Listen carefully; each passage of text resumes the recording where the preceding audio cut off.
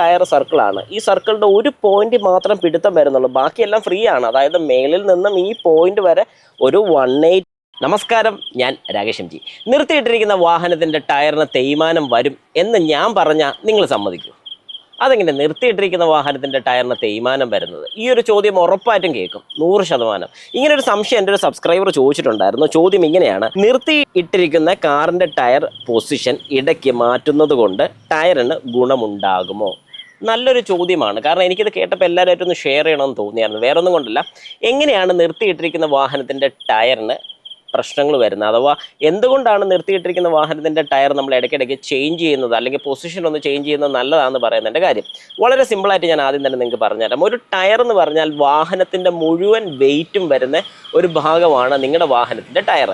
അതായത് 4 ടയർ എന്ന് പറയുമ്പോഴത്തേക്കും 4, അതായത് കാറായതുകൊണ്ടാണ് ഞാൻ 4 ടയറിന് എടുത്ത് പറഞ്ഞത്.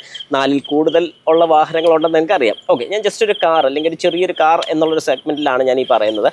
അതായത് ഈ ടയറിലോട്ടാണ് നമ്മുടെ വാഹനത്തിൻ്റെ എൻറ്റയർ വെയിറ്റും വരുന്നത്. അതായത് നമ്മൾ വാഹനം ഓടിക്കുന്നില്ലായിരിക്കാം, വാഹനം വെറുതെ ഇട്ടിരിക്കുന്നതായിരിക്കാം, പക്ഷേ ഇതൊക്കെയാണെങ്കിൽ പോലും നമ്മുടെ വാഹനത്തിൻ്റെ ഫുൾ ലോഡ്, അതിപ്പോൾ എഞ്ചിൻ്റെ ആകട്ടെ, ഫ്യൂവൽ ടാങ്കിൻ്റെ ആകട്ടെ, വാഹനത്തിൻ്റെ ബോഡിയുടെ ആകട്ടെ, എല്ലാ വെയിറ്റും കൂടെ വന്ന് നിൽക്കുന്ന പോർഷനാണ് നമ്മുടെ ടയർ. അങ്ങനെ വരുമ്പോൾ ഈ ടയറിനാണ് നമ്മുടെ വാഹനത്തിൻ്റെ ഫുൾ ലോഡ് വരുന്നുള്ളൊരു കാര്യത്തിൽ നിങ്ങൾക്ക് സംശയമില്ല.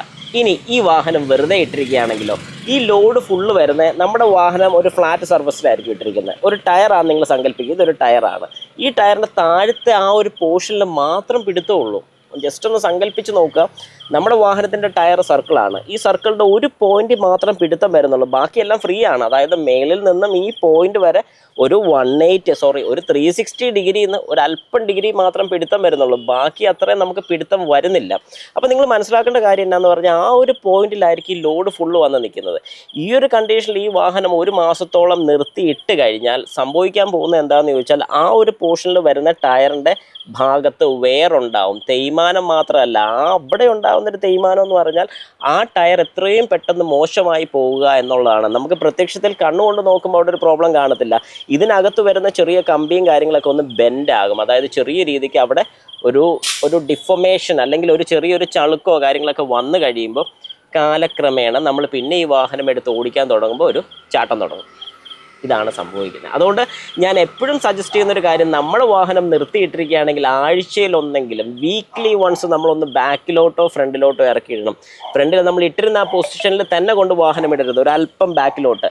അങ്ങനെ ബാക്കിലോട്ട് വരുന്ന സമയത്ത് ആ ഒരു വെയിറ്റ് അടുത്തൊരു പോർഷനിലോട്ട് പോകും.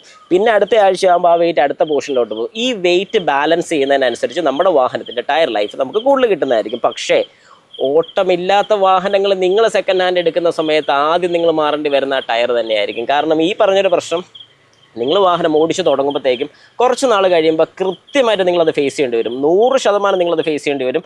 അങ്ങനെ ആർക്കെങ്കിലും അനുഭവം ഉണ്ടായിട്ടുണ്ടെങ്കിൽ ജസ്റ്റ് കമൻറ്റ് ബോക്സിൽ ഒരു കമൻറ്റും കൂടി ഇട്ടേക്കുക. കൃത്യമായിട്ട് ബാക്കിയുള്ളവർക്ക് കൂടെ അറിയാൻ സാധിക്കും ഞാൻ ഈ പറഞ്ഞതിൻ്റെ അർത്ഥം എന്താണെന്നുള്ളത്.